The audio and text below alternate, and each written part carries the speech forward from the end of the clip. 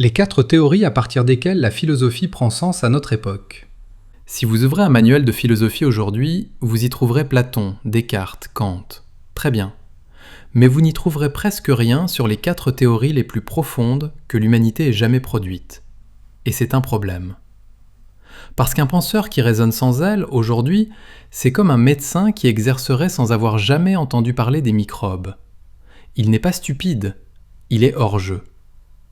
On ne fait pas de la philosophie sérieuse avec les seules connaissances d'il y a 2000 ans. C'est absurde. Ces 4 théories, un physicien d'Oxford, David Deutsch, les appelle les 4 brins de l'étoffe de la réalité. 4 théories nées séparément dans 4 disciplines qui ne se parlaient pas. Et pourtant, prises ensemble, et seulement ensemble, elles forment la meilleure explication du monde dont nous disposions aujourd'hui. Voici lesquelles. Et surtout, voici pourquoi on ne peut pas les séparer.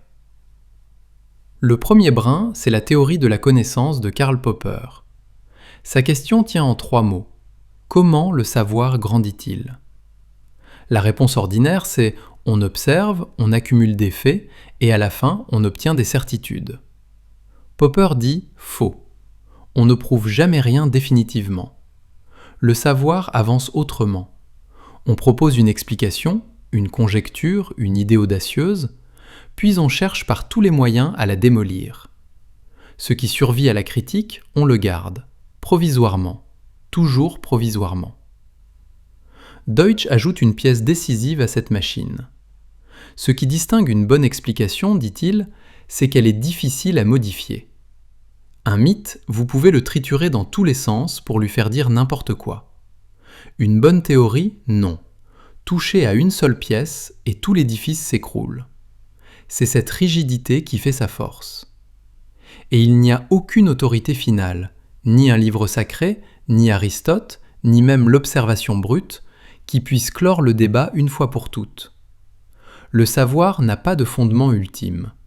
Il n'a que des erreurs qu'on corrige encore et encore.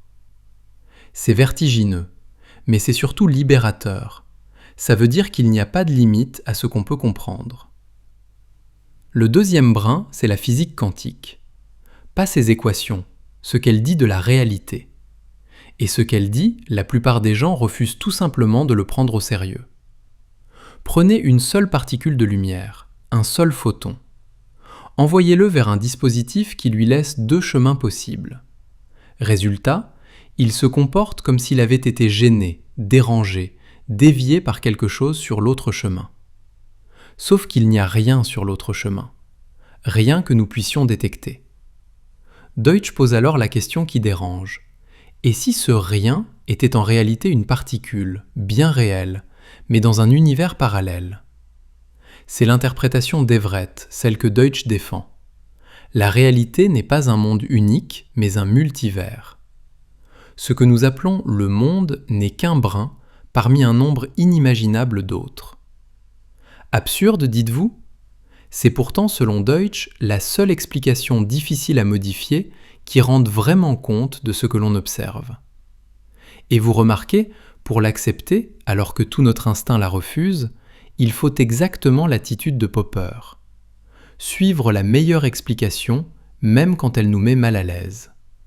Gardez ça en tête. Le troisième brin, c'est la théorie de l'évolution, celle de Darwin affûtée par Richard Dawkins, et ça portait dépasse de très loin la biologie. Regardez un œil, une aile, une seule cellule. C'est de l'information incroyablement bien ajustée à son environnement. Du savoir, littéralement, inscrit dans la matière vivante. Comment est-il apparu, ce savoir ? Sans ingénieur, sans plan, sans la moindre intention. Par variation aveugle et sélection, répétée des milliards de fois.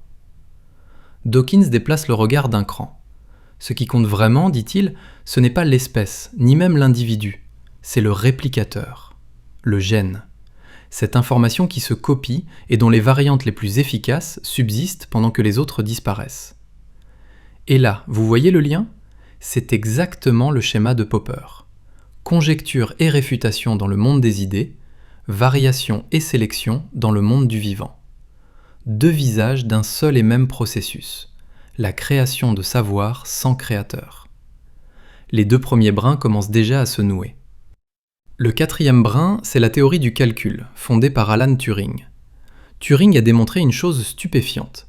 Il existe une machine universelle. Une machine capable en principe de simuler n'importe quelle autre machine, n'importe quel processus qu'on sait décrire précisément. Un seul appareil pour tout calculer. Deutsch pousse le principe jusqu'au bout.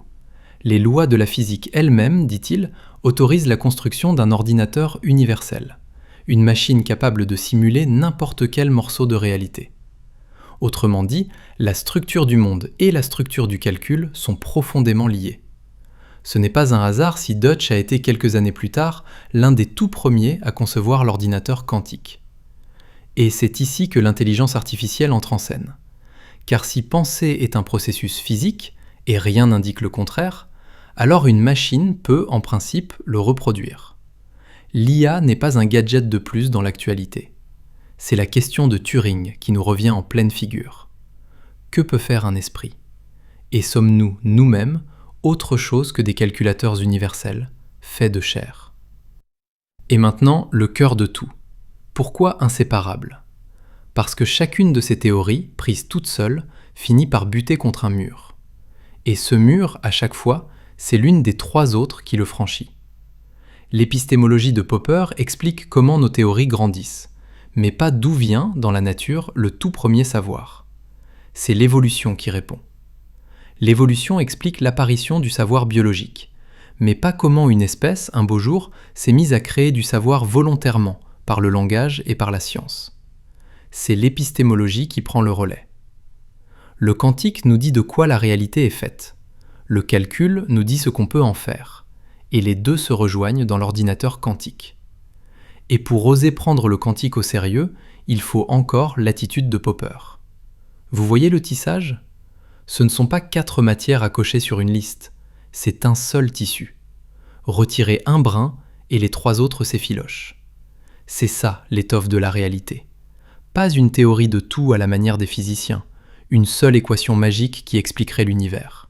Non, une seule vision cohérente où la connaissance, la matière, la vie et le calcul cessent enfin d'être des mondes séparés et s'expliquent les uns par les autres.